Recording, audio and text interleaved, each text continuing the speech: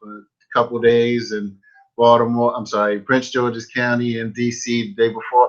Brother Roland got a chime in here. Hold up, let me get Brother Roland. How you doing? Hey, how you doing, my brother? Good, man. It's Roland Grimes. I am responsible for doing some engineering production. I have my own show that comes on just before the keys, and also we're doing a live show on stage. We just broke the first one off this past weekend, and we'll be doing it again in the future. And you definitely, talk about some of the things that we're going to be doing moving forward. And then one day, by God's grace, we'll bring a traveling road show to Atlanta. But I want to share.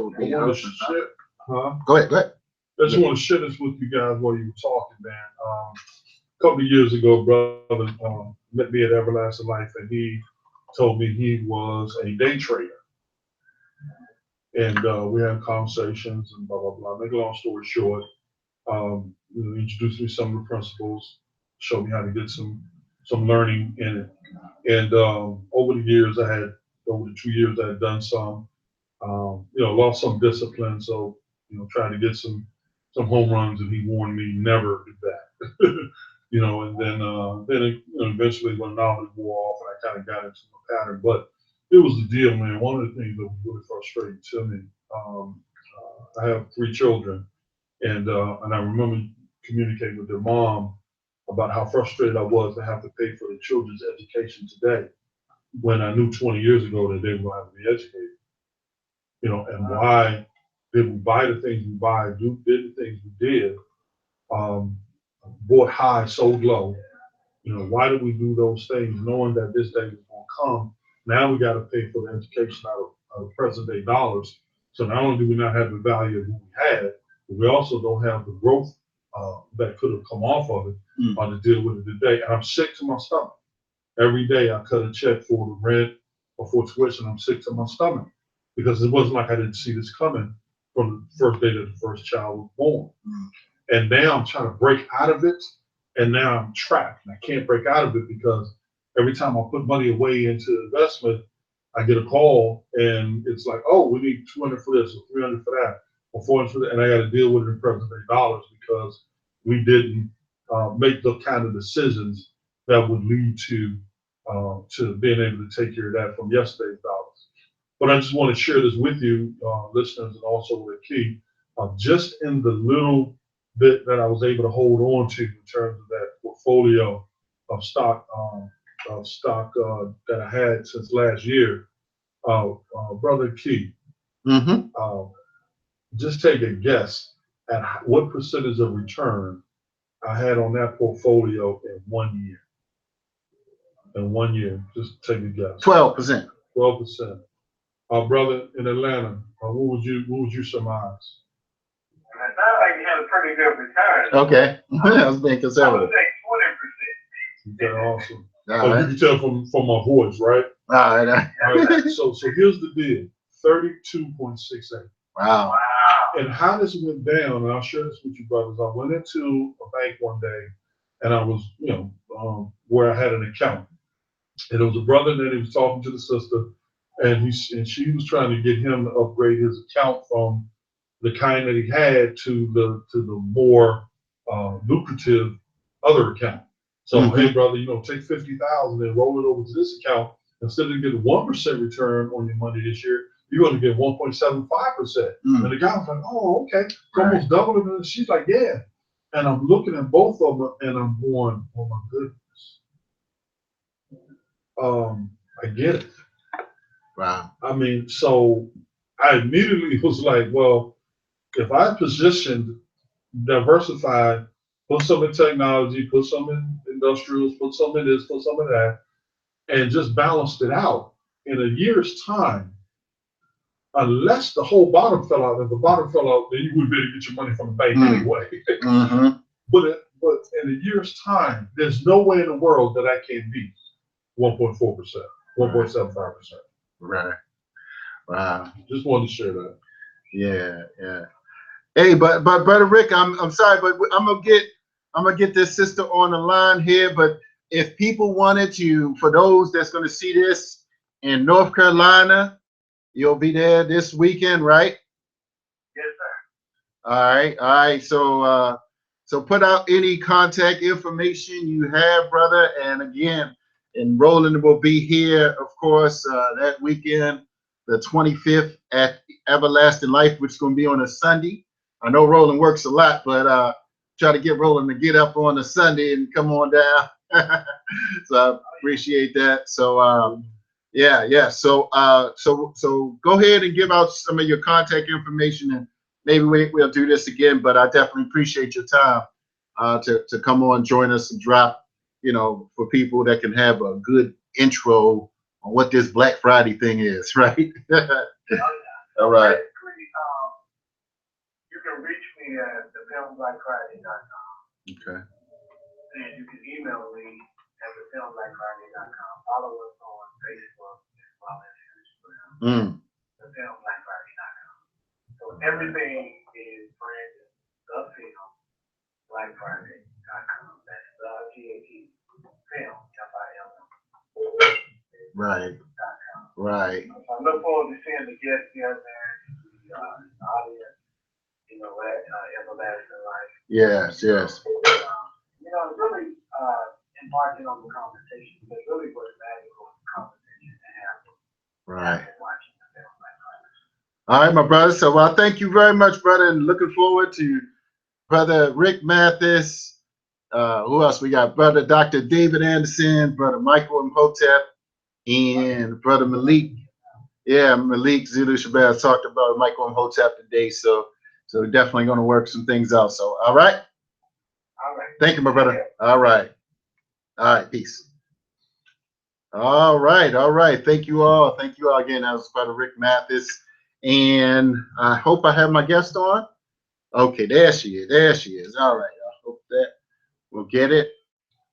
All right. All right. Do we have our sister on, Singleton Newman?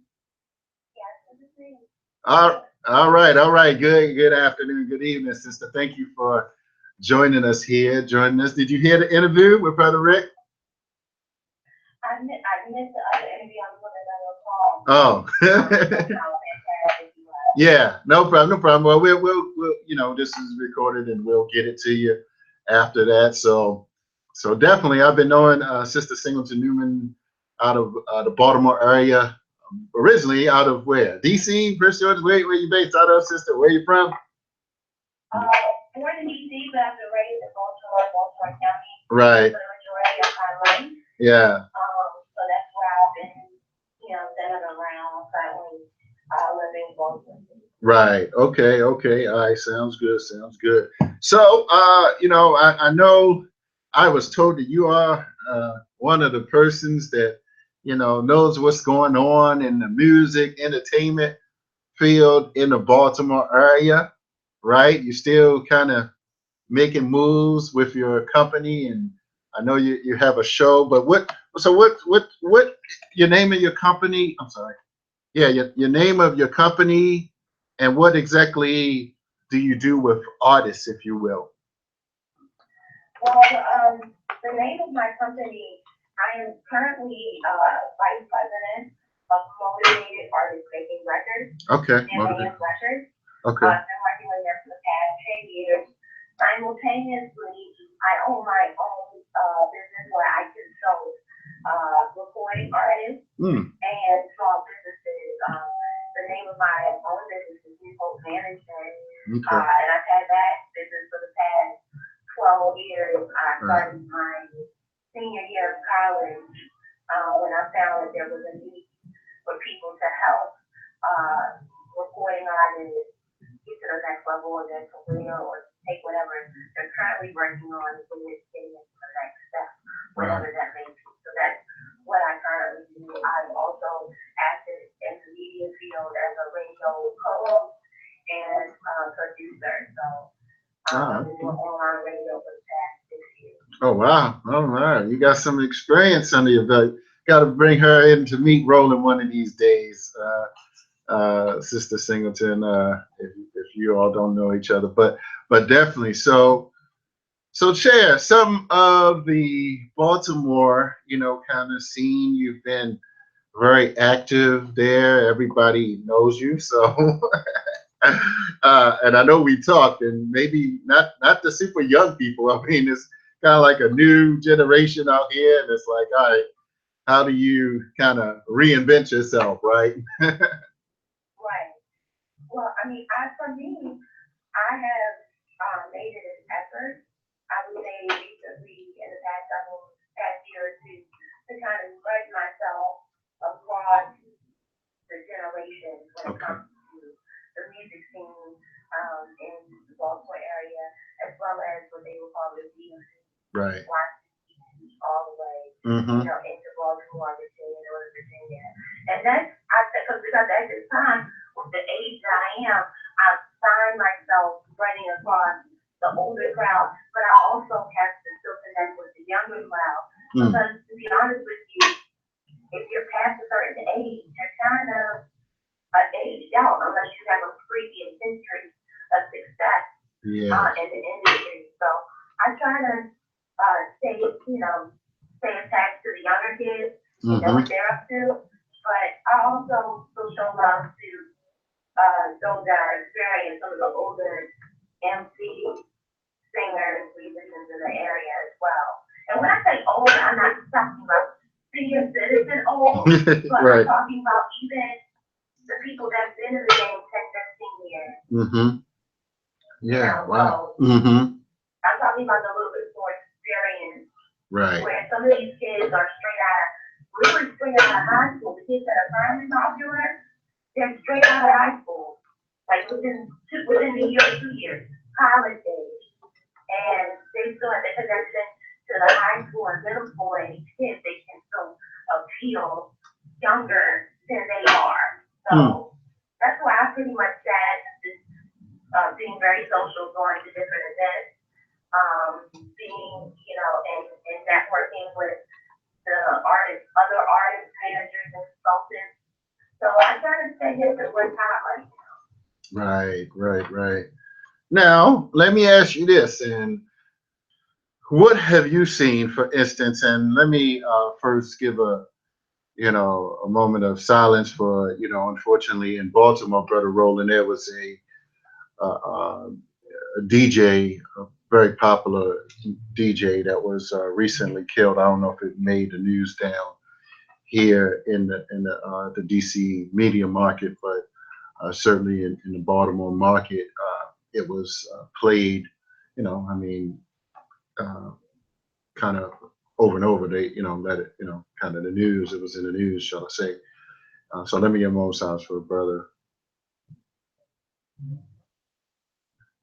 All right. But Vicious V, I knew of him, Sister Singleton, because I grew up with Kenny K. Like everybody knows Kenny K, so we grew up like around the Walbrook, uh, what is it, Forest Park and Windsor Mill area. But I knew of the DJ, and I know your girl Chinyeri, she was aware of him, but did you know him personally, first and foremost? Unfortunately, I did not. I Okay. did not know him personally, but I was definitely someone that kind of admired him from afar. Oh wow. And Okay. really respected him. Yeah. He really was a showstopper. Really? Wow. Type of Okay. DJ. Okay. The times I've seen him spin, he put on a show. He Mm-hmm. wasn't just your average, or he standing behind the turntable. Yeah. Wow. Okay. He put on an exhibition. Wow. And that is what made him so special. Wow. Just, also his other skills, being able with sound and things like that. Wow. He's able to come in and actually complete a whole production. That's the type of skill and experience he had. Wow. So it was a tremendous loss Yeah. to our music community. I unfortunately did not get my chance to really know him on a personal or more professional level Mm-hmm. as closely as many others. But it's super unfortunate, and my condolences are to all of his family and colleagues. Right. Yeah. So it's unfortunate, and like last year, and not that we're gonna talk about that per se, but one of the more popular artist lost his life. And sometimes I look at it. I mean, I came up in Baltimore in the streets, and so I understand. I mean, it wasn't like I was starving per se, but sometimes the streets can, even in music, the balance between, it's like, okay, is this death row, or is this, kind of like, is this a professional environment, and young people have to, we need individuals in place to really be able to moderate some of these things. And well, I mean, not to, because this brother was older per se, the DJ brother, gentleman, the deceased, he was older, but sometimes it's like people just don't want to give up on some of the beefs that kind of come out of I ain't gonna say come out of music, because it's not like people doing it through music, but it's like, where does the living a civilized life and kind of being peaceful, like KRS-One had a song, squash all beef, Right, right. I mean, I really don't know the details behind Vision D, and then of course you were referencing Willie Cooper. I don't really know the Right. specific details behind either one of their circumstances. The death of Fuda was super impactful, and I can remember the moment I found out. I was actually on air during the radio show that I was hosting, Mm-hmm. and it was just overwhelming sadness just hit me. Mm-hmm. While I didn't know him professionally either, I was amongst the circle of people that knew him well, and I would have eventually, he would have eventually, and him and I would have, Cross paths. crossed paths Right. as well, just because of in the social setting of the music scene. Mm-hmm. The truth and reality is that hip hop in the real life, the real world, the hood has always been intermingled and mixed. It's also realistic to say that do some of the musicians or artists have they dabbled in the street life? Yes. They have Right. cohorts or colleagues that have contributed to their music career that are also dabbling in the street life? Yes. Right. That's been a part of it since the beginning of time. Right. And to be honest with you, that is how many of a career in the hip hop industry has been built by that investment. So, Right. I Yeah. don't know the circumstances behind Mrs. D or the Hoover. I Mm-hmm. can't say that was their circumstances Right. at all. Right. But the cross between the street life and crime and hip hop, I mean, it's been an obvious thing for years. Right. Where I come in is that when I work with artists, I tell them, listen, hey, what is important to you? What is a priority? Right. And Right. and I have worked with artists that have been involved in certain previous activities, and I've had to be very real with them about where they stand in that. And what I've encountered is that they don't want to deal in their previous illegal activities. Yeah. They don't want that life. Right. They want Right. to use the music as a stepping stone to something better. Mm-hmm. Improve themselves and their family Right. and the community. I agree. To make the separation from what they've previously done to what they're currently doing, some of them have found it hard. Yeah. And transitioning out of that life and doing something legit, being legit business people, legit members of the community, could positive contributors to the music community. Right. And sometimes it's very difficult in that transition. Some have been more successful than others, but it's all depending upon the person. I agree. Absolutely. And I have this book. It's called wait a minute. How to Hustle and Win. And one of the parts in there, it's a part called Going Legit. It's kind of written for the street, so I kind of have, I try to stay, as cool as I can, no, but I try to stay in terms of aware. I mean, because I can only reference certain levels of my street level cred, shall I say.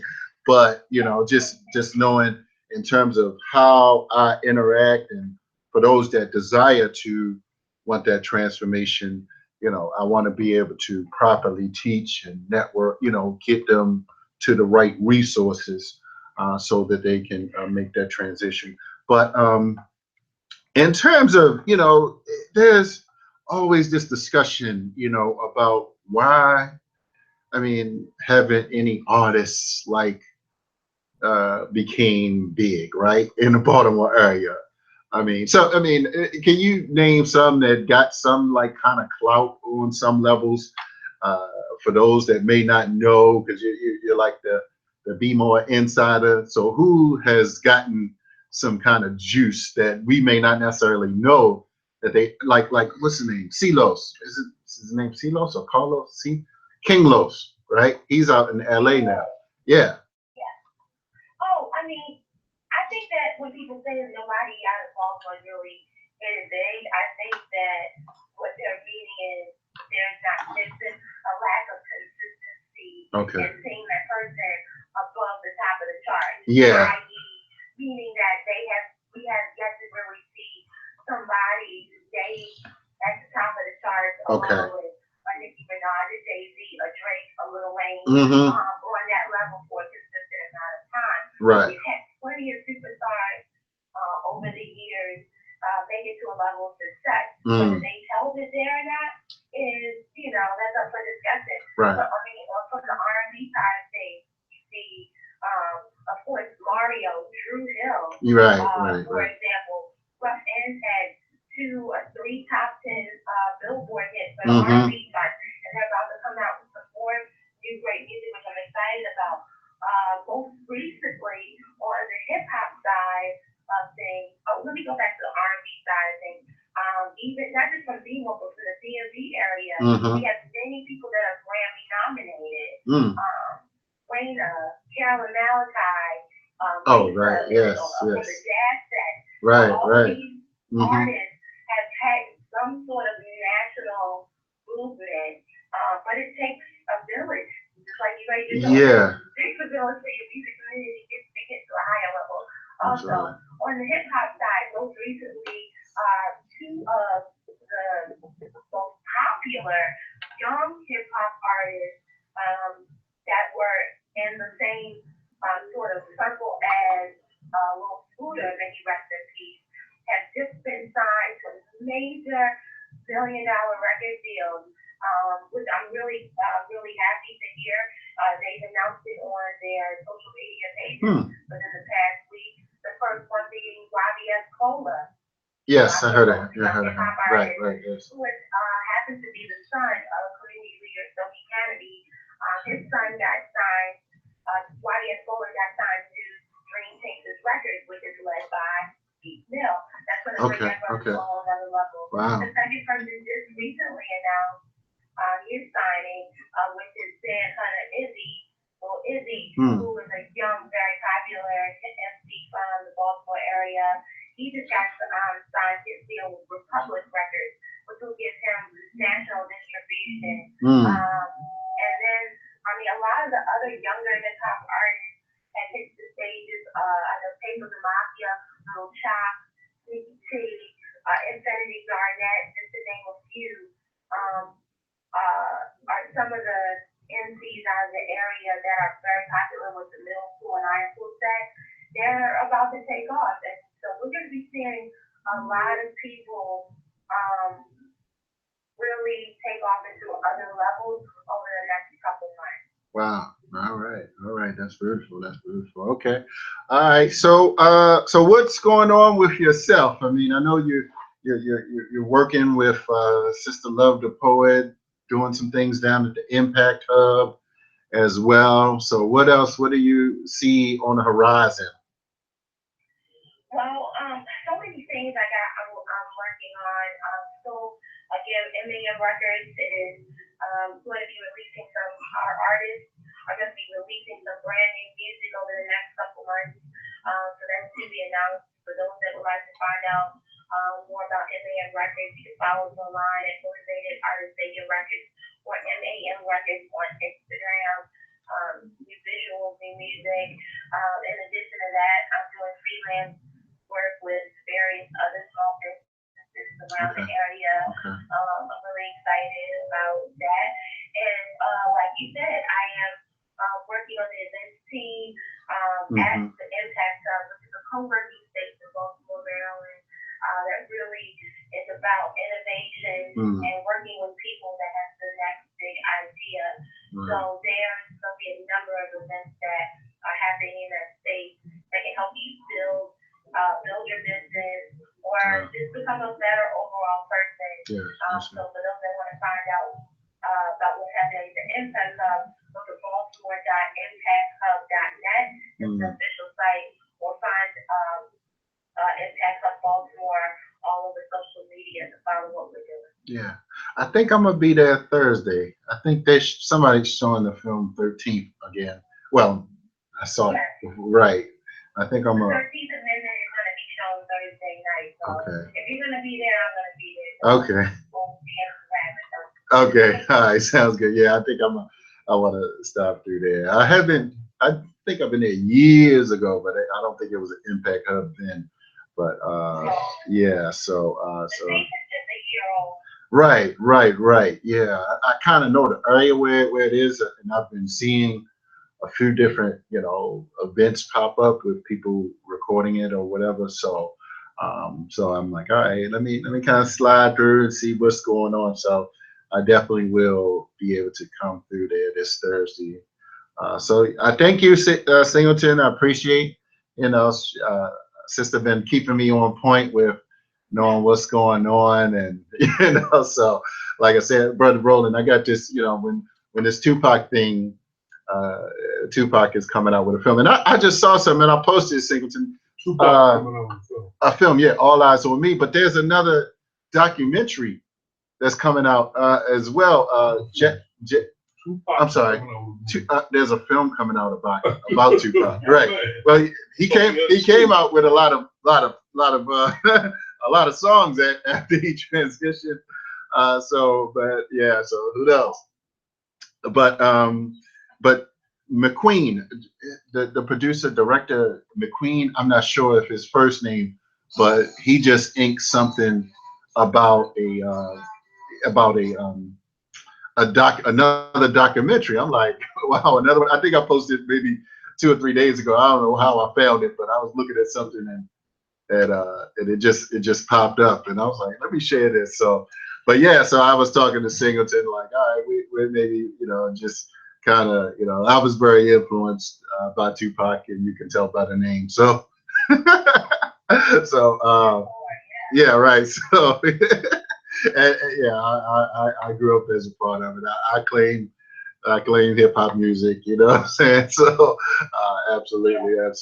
So, I claim that, it's like being a part of the NWA culture, and then the Ice Cube, and then the Chuck D's and the KRS-One, a little bit of Rakim, but that's kind of like along the line that I was. Right. So, I was angry. I was Ice Cube angry.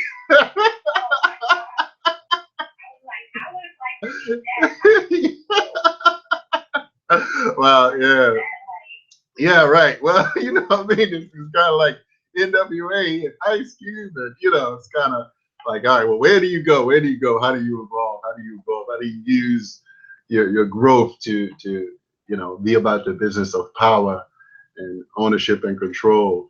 So, but yeah, I appreciate you joining me, sister, and let's keep it going, keep up the good work, and I definitely will see you Thursday. All right. Absolutely, my pleasure. Thank you so much. All right. Peace and blessings to you. Thanks. Peace. All right. Thank you all for tuning in, brothers and sisters. I'm Holly the Success Scholar again. Malcolm X Day coming this Sunday, 1 to 4 p.m. at Terra Cafe in Baltimore. Dr. Jared Ball, Dr. Mark Bowden, we will be giving awards to both Mama Nzinga and Brother Lou Fields. Mama Nzinga and Brother Lou Fields, so for the Malcolm X Legacy Award. So thank you all for tuning in, listening. Stay tuned in. Holla at the Success Scholar. I'm out. Thanks, man.